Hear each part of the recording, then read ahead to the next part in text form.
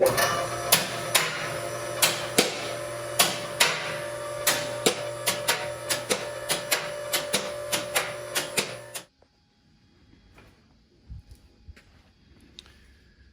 right, so we got our shift lever installed. I was gonna make a video of the setup on this, but I wouldn't recommend it. Just install a automatic shift column. Be a lot easier.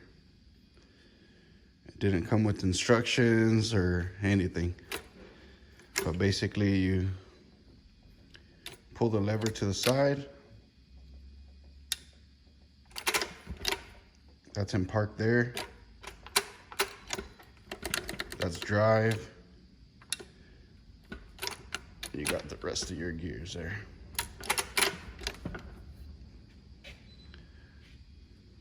It's pretty cool if it's a must, if you don't want to cover up the hole in the floor, but it's not worth the hassle. Just get a column.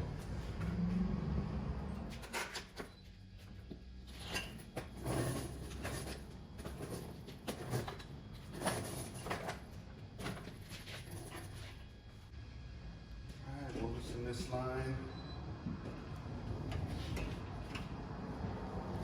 Get this transmission in there.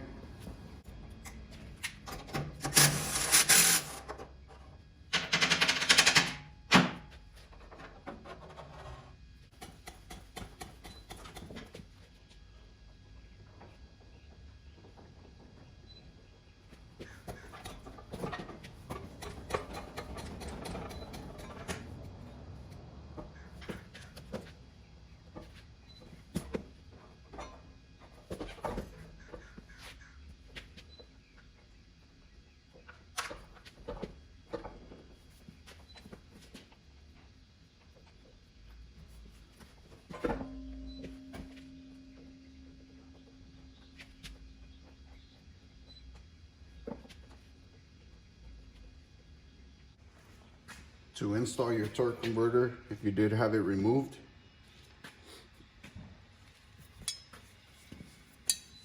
you would add at least a quart of fluid into your converter if it's a new converter.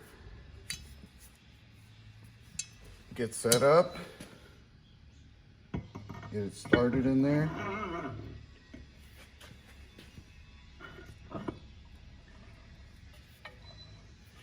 Turn the converter left to right. See, that was the first click, and then it'll match up to the pump inside. That's it. So converter's all the way in there.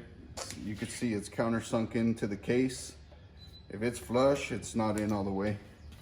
Just make sure you go left to right till it bottoms out all the way.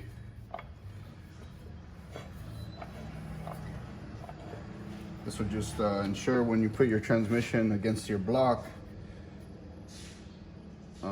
if you tighten it down and the converter is out a little bit, it's gonna break the pump inside the transmission. So this is the way to get it all the way in there. You wanna make sure the dowels line up on each side of the transmission. That'll get you pretty close. Make sure it's flat up against the transmission, the bell housing to the engine. Another thing to check before you start tightening it down, it's really important. Pull this cover off here. And just make sure you could turn the torque converter by hand. That's just to make sure it's not binding on the flywheel, or make sure the torque converter sat all the way inside the transmission.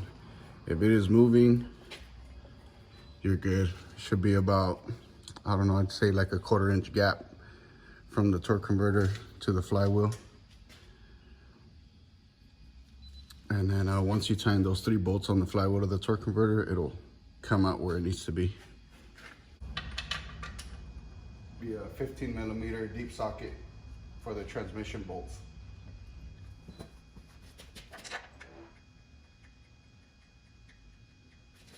For the top bolts, I use this long 3/8 extension. The ones without the stud will go at the bottom of the pan. One on each corner.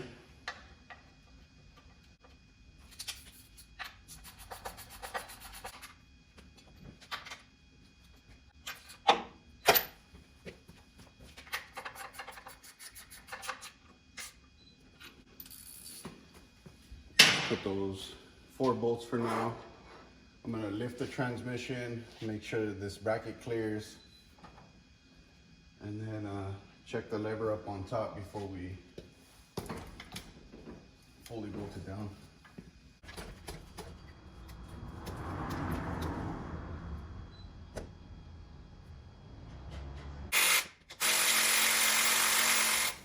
All right, we got our old mount off. The new mount will come with this plate and the bushing. That'll go up on there.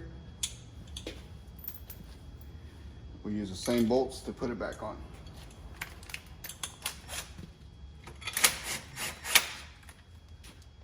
Transmission crossmember.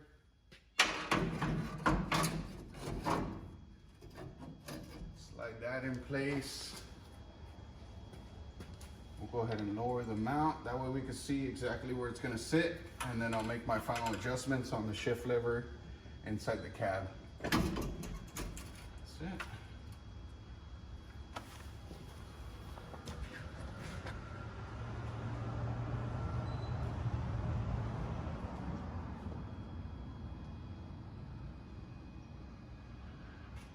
We'll go check out the lever on top, see where it's sitting.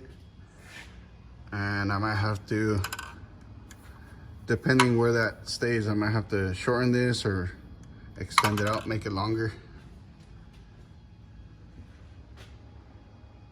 Okay.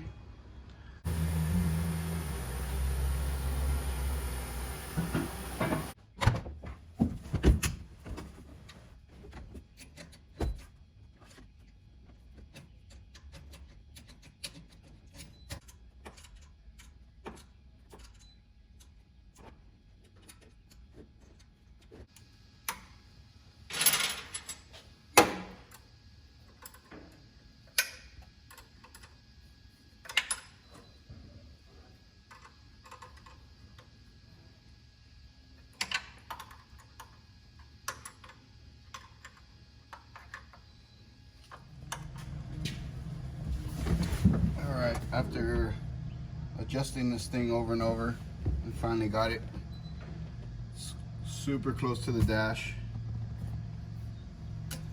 That's in park. Move the lever over. It's reverse, neutral, drive.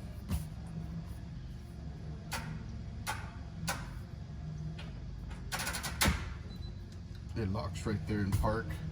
Unless you move the lever over to the left, you can take it out of park. We put the old lever on there, the old knob, so it still has the manual gears. Let's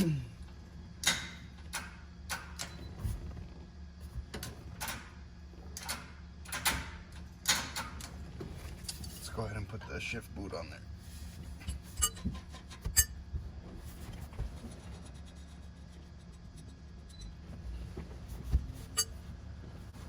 Not bad.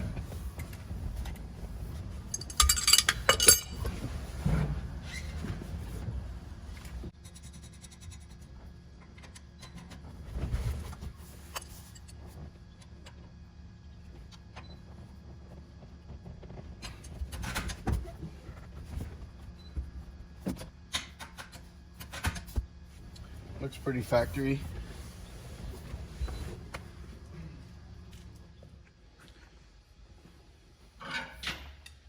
All right, now that we got our shifter all set up, our transmission in there, we'll tighten up the bolts on the bow housing.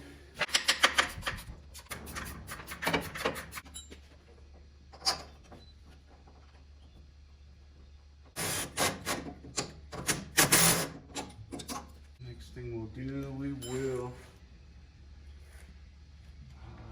tighten up our torque converter bolts. Make sure your torque converter still spins freely.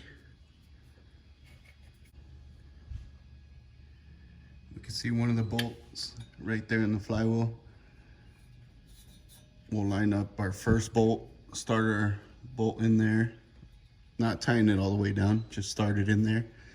Then we'll spin the crank and get all 3 bolts in there before we tighten them down. Just tighten it by hand, spin the crank, get all 3 in there. The torque converter will sit inside of the flywheel, and then we'll tighten them down.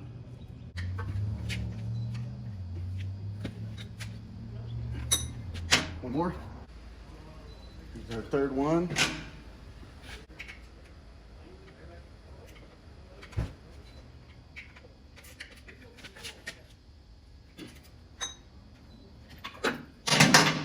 That's it. We got them all tightened down. Transmission's tying down, flywheel's tying down. We won't put the starter in yet. We'll measure out for the driveline now. So to measure out for your new driveline, you're gonna need your donor driveline from the 4L60.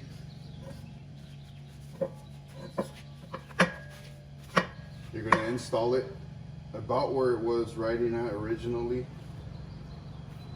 Make sure it's not scarred.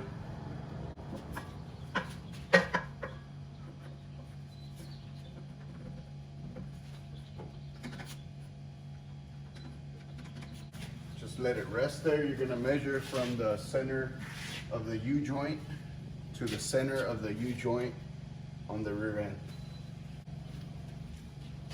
You wanna make sure it's not all the way bottoming out in the inside of the transmission. So this one here is good at about 57¼ inches. So your measurement would be from the center of the U-joint here to the center of the U-joint here on your rear end. So for this particular setup, I'm gonna go with 57¼ inches.